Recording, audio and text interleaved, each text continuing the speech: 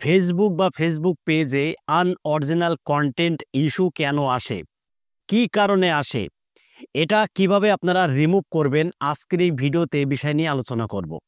তো যদি আপনি একজন কন্টেন্ট ক্রিয়েটর হয়ে থাকেন, তাহলে আজকের এই ভিডিওটা আপনার জন্য অত্যন্ত গুরুত্বপূর্ণ হবে। তাই ভিডিওটা স্কিপ না করে শুরু থেকে শেষ পর্যন্ত দেখার জন্য অনুরোধ করছি। তো ফেসবুক পেজে আনঅরিজিনাল কন্টেন্ট কেন আসে, এটা থাকলে কিন্তু আপনার মনিটাইজ কখনোই আপনি পাবেন না, এবং এটা আপনার আইডিতে যদি থাকে, আপনার আইডিটা কিন্তু সাসপেন্ড হওয়ার সম্ভাবনা রয়েছে। তো প্রথমে আলোচনা করব আনঅরিজিনাল কন্টেন্ট পেজে কেন আসে। দেখুন, আপনি যদি সেম টাইটেলে ভিডিও আপলোড করেন আপনার পেজে, তাহলে কিন্তু এই প্রবলেমটা হতে পারে। সেম টাইটেল হলো, আপনি ধরুন আজকে একটা যে ভিডিও দিলেন, এবার এই ভিডিওর টাইটেলটা আপনি এক সপ্তাহ পরে সেই সেম টাইটেল আপনার পেজে দিয়ে আপনি আপলোড করেছেন। মানে আপনি যে টাইটেলগুলো ব্যবহার করেন, ঠিক আছে, এই টাইটেলটা হয়তো ডুপ্লিকেট হয়ে গেছে। মানে একটা টাইটেল ব্যবহার করার কারণে ফেসবুক সেই টাইটেলের উপরেই কিন্তু এই প্রবলেমটা ফেলবে, ঠিক আছে। তাই কোনো মতেই ফেসবুক আইডিতে একই সেম টাইটেল দিয়ে আপনারা ভিডিও আপলোড করতে যাবেন না।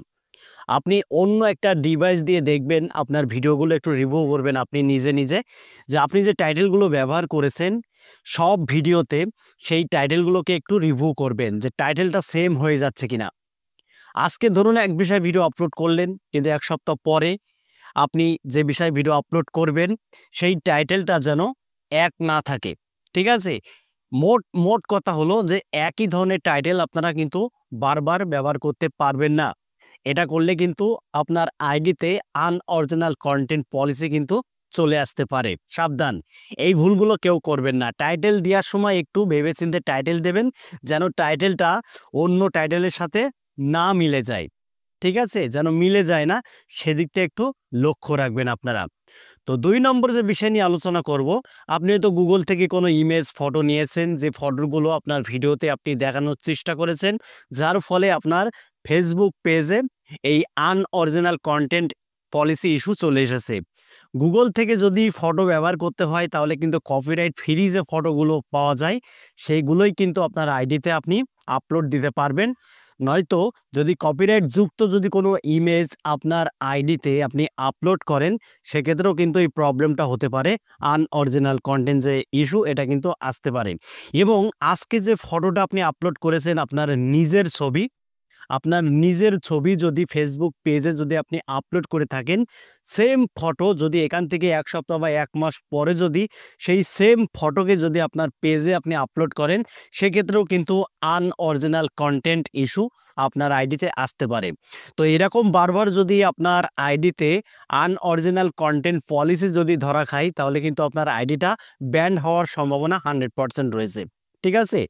এবং অনেকেই বলে কপি পেস্ট, কপি পেস্ট। তো কপি পেস্ট করে কেউ কাজ করতে যাবেন না ফেসবুক পেজে, ঠিক আছে। কারোর ১০ সেকেন্ড ৫ সেকেন্ড ভিডিওর ক্লিপ যদি আপনার পেজে ব্যবহার করেন, সেক্ষেত্রেও কিন্তু ফেসবুক আপনার আইডিতে আনঅরিজিনাল কন্টেন্ট পলিসি ইস্যু পাঠিয়ে দেবে। এর ফলে আপনার আইডিটা কিন্তু সাসপেন্ড হওয়ার সম্ভাবনা রয়েছে, ঠিক আছে।